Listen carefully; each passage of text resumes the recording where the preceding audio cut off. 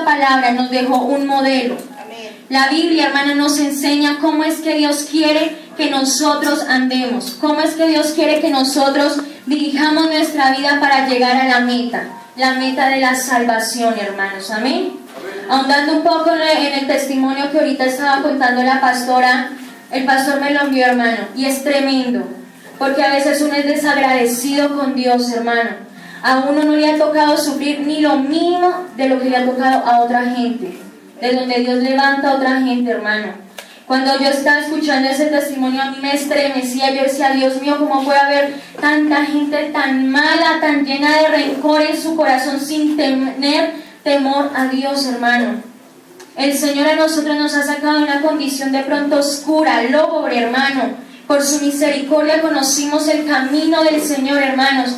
Pero hay gente, hermano, que solamente Dios conoce esas vidas, de dónde las ha sacado, hermano. Es tan impresionante. Le voy a contar una parte del testimonio que más me impactó, hermano, para entrar en la palabra del Señor.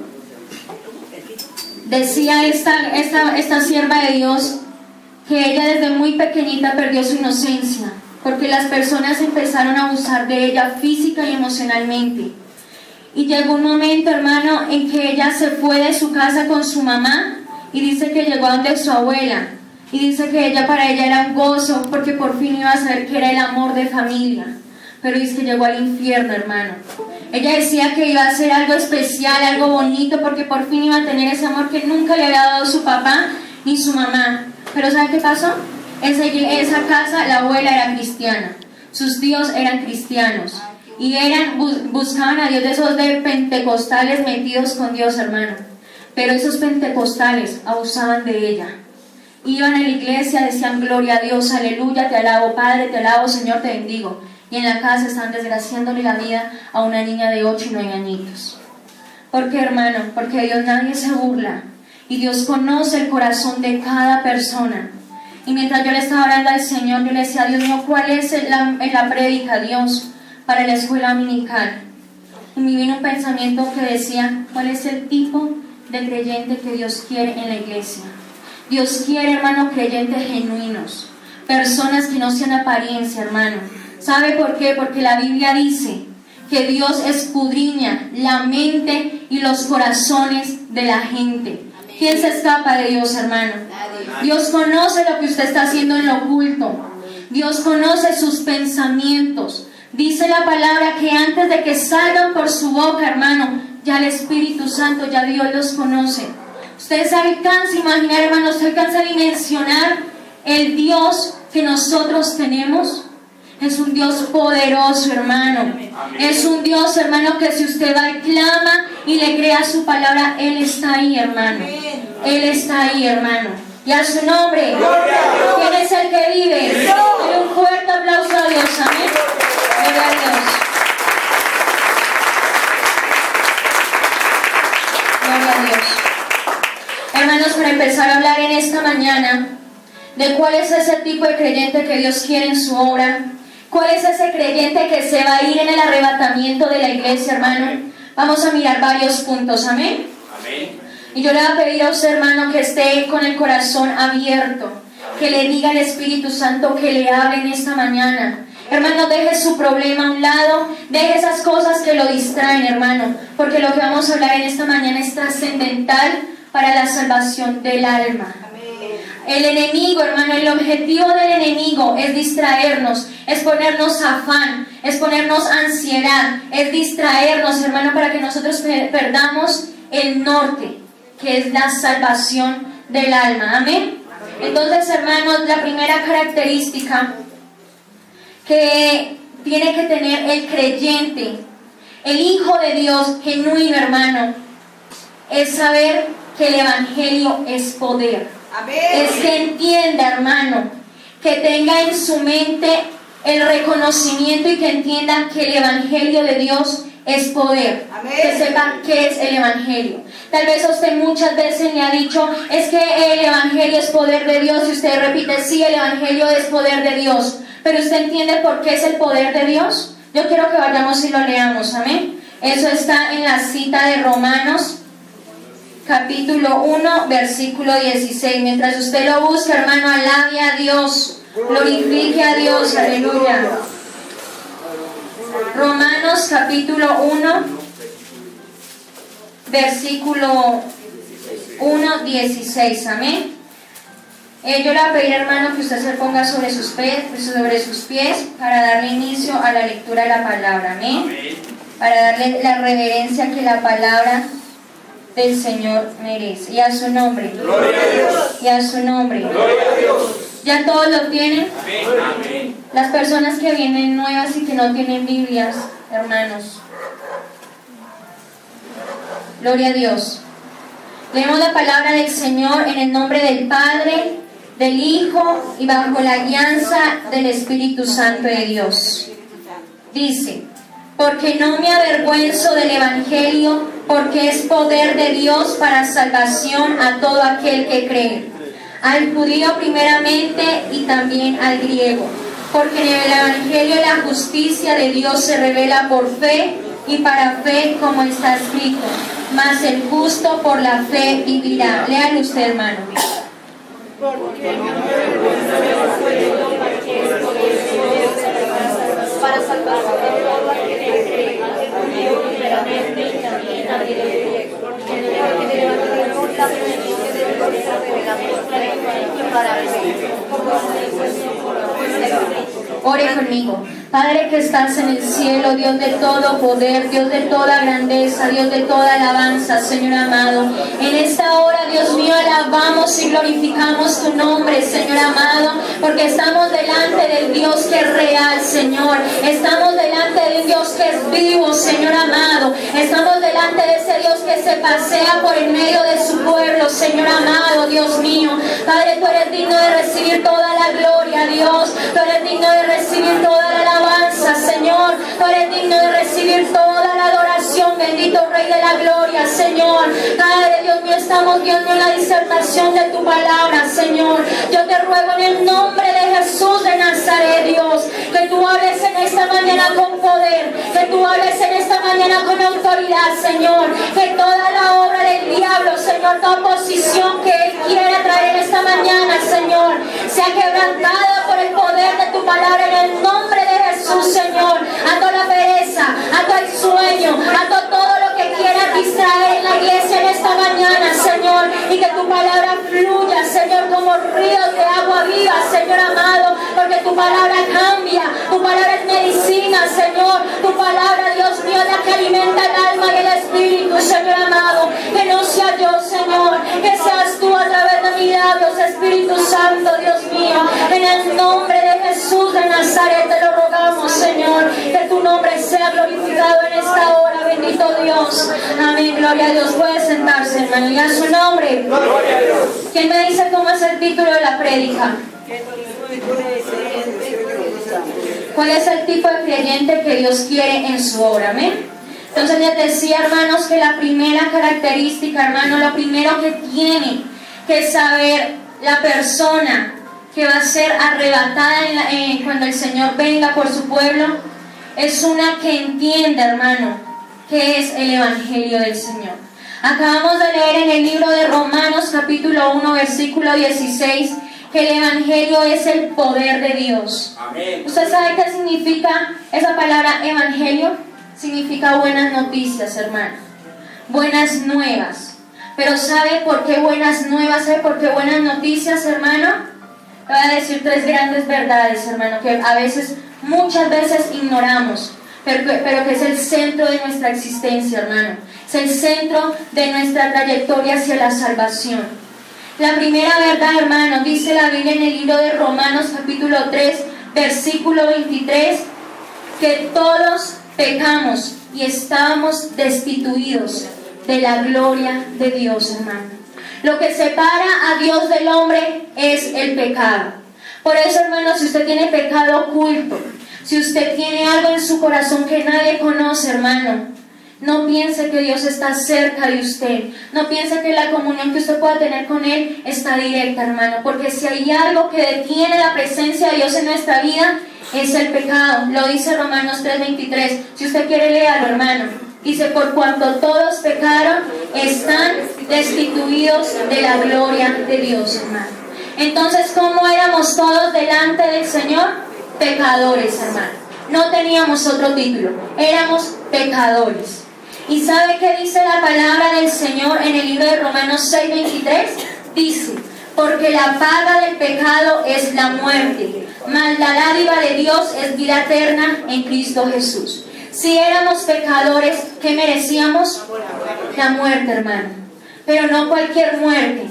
Merecíamos la muerte espiritual, que es la más tremenda que pueda haber. ¿Sabe por qué? Porque la muerte espiritual nos separa eternamente de Dios. Después de esa muerte, hermano, no hay nada que hacer.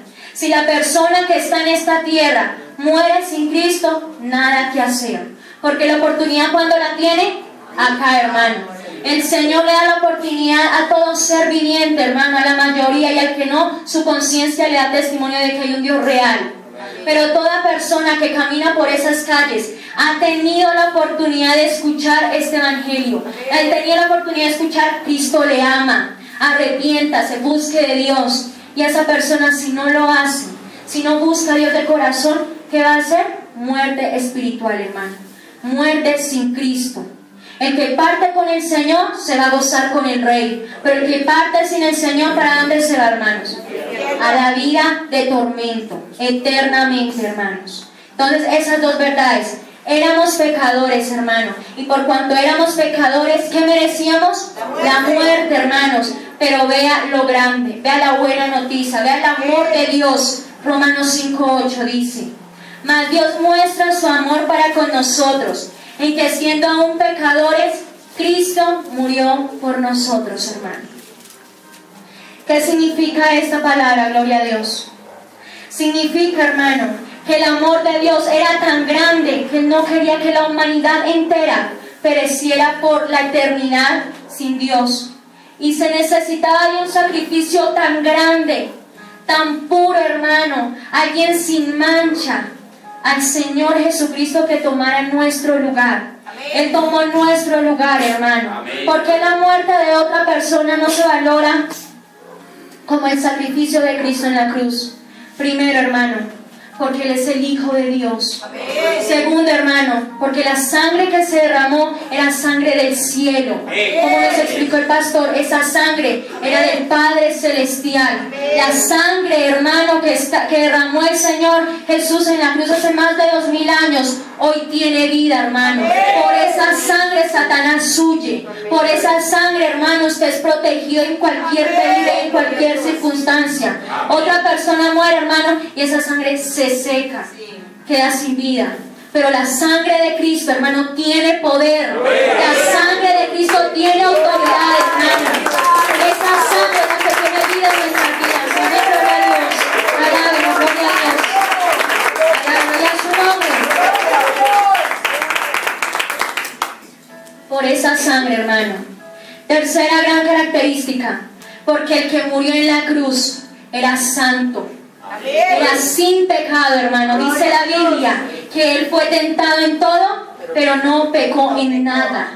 Él pasó todo lo que usted pasó, hermano. Él tuvo todas las debilidades que usted tuvo, pero Él no desfalleció. ¿Sabe qué hacía ese Jesús precioso, hermano? Cuando estaba débil, hay un versículo que a mí me quebranta. Yo le digo: Señor, tú te acuerdas de nuestras debilidades, tú sabes que somos humanos, porque dice, hermano, que cuando estaba en ese momento de angustia, ya próximo para ser entregado, dice que Él se apartó del Getsemaní y empezó a orar, hermano, y que su oración era de angustia, hermano. Dice que Él lloraba, Él oraba, hermano, y eran como grandes gotas de sangre, como su sudor, como grandes gotas de sangre. ¿Se imagina esa angustia? ¿Se imagina ese dolor que Él sentía, hermano? No porque fuera a morir, hermano, sino porque lo que nos explicaba el pastor, en su cuerpo, hermano, recayó todas las enfermedades. En su cuerpo cayó nuestro pecado. Su cuerpo fue constreñido de dolor de nuestras iniquidades, hermano. Ese fue el sacrificio que hizo Jesucristo en la cruz del Calvario. Y sabe otra cosa, hermano, porque ese sacrificio tiene tanto poder. Porque ese sacrificio trasciende las edades. Amén. Trasciende los tiempos, hermano, y quita cualquier maldición. Y la palabra del Señor dice que cuando el Señor estaba en debilidad, hermano, Él se apartaba y Él oraba. Él ofrecía ruegos, Él ofrecía oraciones con su alma, hermano. Decía: yo oro a mi Padre, al único que me puede librar de la muerte, hermano. ¿Qué nos estaba enseñando el Señor? Que al único que podemos correr, al único que podemos escapar, es a Jesús de Nazaret, porque Él ya tuvo la victoria, hermano. Él ya tuvo la victoria en esa cruz del Calvario, hermano. Por eso nosotros somos más que vencedores, hermano.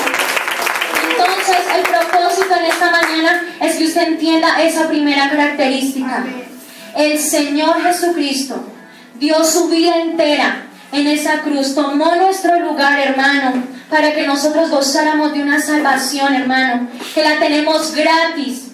¿Quién le está cobrando a usted la salvación? El Señor se entregó a sí mismo. Él puso su cuerpo para ser lacerado, hermano. Imagínense por un momento esos garfios que entraban a la piel del Señor y le desgarraban. Pero Él nunca dijo nada, por amor. Él tenía el poder para pararse de ahí y consumirlos a todos, pero no lo hizo. ¿Sabe por qué? Porque cada garfio que le lanzaban, Él pensaba la salvación de la humanidad. Él pensaba en nuestras enfermedades, por eso Él no se levantó de ahí.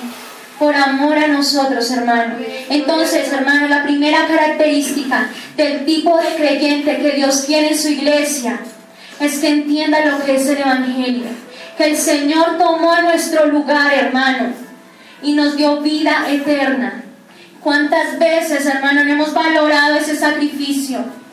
Nos ha costado, hermano, venimos a la iglesia.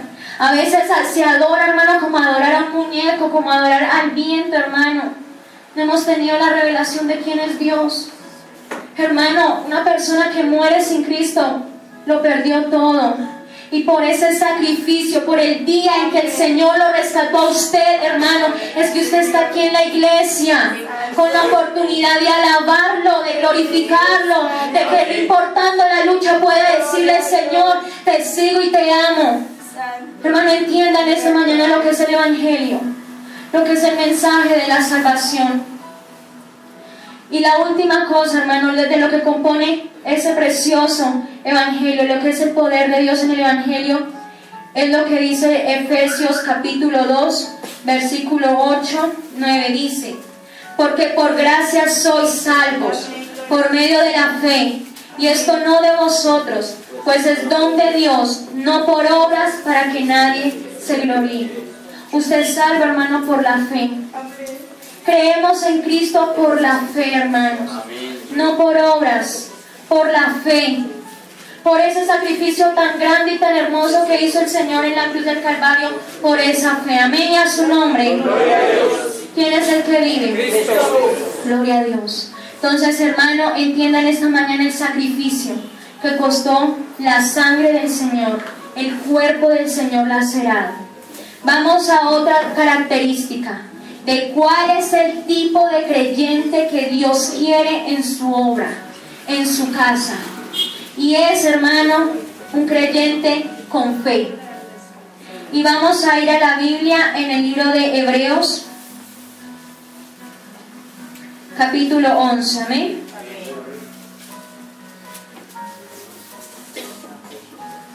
Hebreos 11:6. Cuando ya todos lo tengan, digan amén. Amén. Yo quiero que usted le ponga mucho cuidado, hermano, porque hay un misterio grande, hermano, en esta porción que vamos a leer y que vamos a entender. Dice la Biblia en el libro de Hebreos 11:6: pero sin fe es imposible agradar a Dios, porque es necesario que el que se acerca a Dios crea que le hay y que es galardonador de los que le buscan. Primero, ¿qué está diciendo? Que sin fe es imposible agradar a Dios. Se conecta con lo que estamos hablando ahorita, hermano. Creemos en la salvación por fe. Nos acercamos a Dios por fe, hermanos. Y vamos a volvernos ahí al versículo 1 y al versículo 2. Y vea cómo se conecta esto tan hermoso, tan preciosa que la palabra de Dios dice. Es pues la fe, la certeza de lo que se espera, la convicción de lo que no se ve, porque por ella alcanzaron buen testimonio los antiguos. Hermano, esos dos versículos son claves para entender por qué los grandes hombres del Antiguo Testamento quedaron registrados en la Biblia. Yo me puse a mirar palabra por palabra del versículo 1 que dice, es pues la certeza de lo que se espera. Usted va al diccionario, hermano, y busca qué es certeza, y dice que es convicción, que es seguridad, que es garantía. Pero a mí me llamó más la atención esa palabra garantía. ¿Sabe por qué? Usted la reemplaza y dice, es pues la fe, la garantía de lo que se espera. Y la convicción usted reemplácela por seguridad. Y la seguridad de lo que no se ve. Hermano, si la Biblia nos dice que es la garantía de lo que se espera, es que usted, hermano, está seguro de lo que no está viendo, pero ya viene. Es la convicción, la seguridad de lo que no se ve, hermano. Es de llamar las cosas que no se ven como si fuesen. Y vamos a ver, hermano, dos ejemplos de muchos de los que registra este capítulo, de por qué marcaron la diferencia con el Señor, de por qué fueron nombres que quedaron escritos en la Biblia. Vamos a ver el caso de Noé y vamos a ver el caso de Abraham. Vean lo que dice el versículo 7. Dice, por la fe, Noé, cuando fue advertido por Dios acerca de cosas que aún no se veían, con temor preparó el arca en que su casa se salvase, y por esa fe condenó al mundo y fue hecho heredero de la justicia que viene por fe. Vamos a mirar parte por parte este versículo. Dice, por la fe cuando fue advertido por Dios acerca de cosas que aún no se veían. El Señor le dice a Noé, ve y construye un arca, porque voy a destruir la tierra. Noé, hermano, nunca cuestionó a Dios. Noé, ¿qué hizo? Se puso a armar el arca, porque ve lo que es la fe, la certeza de lo que se espera.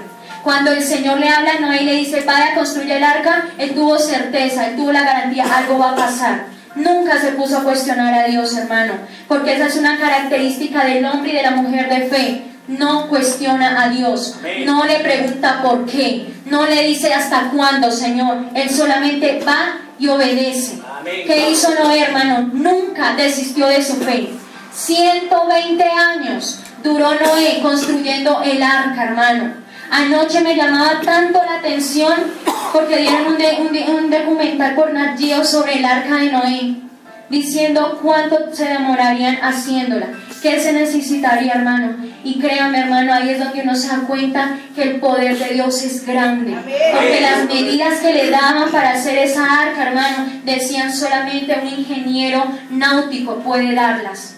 Y Dios se las dio así, tal cual a Noé. Y Noé solo, con la fuerza de Dios, pudo hacerla. Pero lo que yo quiero oír, hermano, es que Dios le dice, Noé, prepara un arca, construye un arca. Y Noé la hizo. ¿Sabe cuánto tiempo tuvo Noé para poderse arrepentir? 120 años, hermano. 120 años fue la voz. En 120 años la primera vez que el Señor le dice, vaya, construya el arca. Y Noé, ¿qué hizo? Fue y construyó el arca. Mira, hermano, a Noé se le burlaron. A Noé lo criticaron. A Noé lo pordebajearon. A Noé le hicieron y le deshicieron. Porque mientras él construía, hermano, él no solamente construía, él también estaba predicando. Arrepiéntase porque viene el juicio de Dios para la tierra. Y Noé no desistió en su fe. Siguió y siguió. Y ve lo que sigue diciendo ese versículo. Cuando fue advertido por Dios acerca de cosas que aún no se veían, con temor preparó el arca en que su casa se salvase. Si Noé, mi hermano, no hubiera construido esa arca, no habría humanidad hoy en día. Pero por cuanto él le creyó a la palabra de Dios, porque su fe fue más grande que el vituperio, hermano, es que hoy hay creación, es que hoy hay generaciones, hermano, es que hoy hay salvación. ¿Usted sabe qué significa el arca de Noé? ¿Qué tipifica el arca de Noé? Salvación, hermano. El arca de Noé significa Jesucristo. ¿Por qué? Porque Noé entró con su familia al arca y fueron salvos. Y el Señor, todo aquel que corra los brazos del Señor, ¿es qué? Salvo, hermanos. Eso significa el arca. Eso significa la salvación. Correr, hermano. El Señor le dio la salida a Noé. Noé fue inteligente, hermano, y corrió a hacer la voluntad de Dios. Y dice, y por esa fe condenó al mundo y fue hecho heredero de la justicia que viene por la fe. Hermano, por la fe de Noé fue que él alcanzó la victoria. Por esa fe, hermano, es que toda esa gente que no quiso creer, hermano, se condenó. Si Noé hubiera desmayado en esa fe, hermano, él también hubiera sido condenado. ¿Sí ve lo importante que es tener la fe? Vea, Dios le habla a Noé y en ningún momento lo cuestionó, sino le dijo, sí, Señor, lo voy a hacer. Así es, voy aquí, Señor. Por esa fe, él venció, hermano. Porque Noé, sin ver lo que iba a venir, empezó, arrancó y Dios le dio la victoria. Por eso Noé quedó escrito en la palabra del Señor, hermano. Sin fe es imposible agradar a Dios. Si usted lee la palabra, hermano, sin fe, no piense que alcanzará la carrera, hermano. No piense, hermano, que en sus propias fuerzas es que se pelea esta batalla. Es creyéndole al Señor. Y el otro ejemplo que vamos a ver, hermano, es Abraham. Uno se da cuenta del carácter de estos hombres, hermanos. Estos hombres era que cuando Dios les decía una sola vez, vaya, haga esto, ellos, sí, Señor, voy, con seguridad, sin dudar, hermanos, iban. Por ejemplo, mira Abraham, el 8. Por la fe Abraham, siendo llamado, obedeció para salir al lugar que había de recibir como herencia y salió sin saber dónde iba. Nosotros conocemos la historia de Abraham, amén, que él vivía en una tierra idólatra y que tenía una vida medianamente cómoda, hermano. Pero Dios le hace ese llamado a Abraham y le dice, sal de tu tierra al lugar que yo te mostraré. Y él obedeció, hermano. Abraham se fue sin saber para dónde iba. ¿Cuántos, si el Señor le dijera en esta mañana, coja sus maleticas y váyase para el terminal, cuántos lo harían? Duro, ¿cierto? Uno lo piensa dos veces, ¿qué voy a hacer? ¿Para dónde voy a correr? Pero Abraham obedeció. Abraham lo hizo, hermano. Si Abraham hubiera cuestionado a Dios y le hubiera dicho, ¿para dónde, Señor? Hoy él no sería el padre de multitudes. Hoy él no sería el padre del pueblo de Israel. La promesa de Abraham no se hubiera cumplido, hermano. Porque si hay algo que le gusta a Dios, hermano, es que uno le crea. Por eso, sin fe es imposible agradar a Dios. Cada vez que nos acerquemos al Señor, hermano, crea que Él está ahí. Usted no necesita verlo. Usted no necesita estarlo sintiendo para saber que Él está ahí. Él está ahí, hermano. Yo soy una persona que ama la presencia de Dios, hermano, y le tengo un testimonio. Yo estaba en un ayuno de 3 días, hermano, y a mí me da flojera ya porque el último siempre cuando los hacía, yo le decía, Señor, pero es que el último, ¿cuándo se acaba? Así, hermano, porque el cuerpo se debilita. El espíritu es fortalecido, pero el cuerpo se debilita. Y vea, hermano, que el Señor me dio una palabra que me había dado en otro ayuno. Y Él me dijo, porque el pan del cielo descendió para dar vida. Amén. Y todo el que come y el que bebe de Él no tendrá sed ni hambre jamás. Amén. Y me la dio, hermano. Y sabe lo poderoso que es cuando viene la palabra y usted se apropia de ella y le cree a Dios. Amén. Yo estaba, hermano, que yo decía, voy a soltar. No puedo más. Me levanto y me caigo, porque era algo fuerte, hermano. Pero yo le dije, Señor, tu palabra dice esto. Tú acabaste de hablar esto. Y también dice que no solo de pan vivirá el hombre, sino de toda palabra que sale de la boca del Hijo de Dios. Y me arrodillé a orar, hermano. Y es tan impresionante, hermano. Yo sentía un gozo.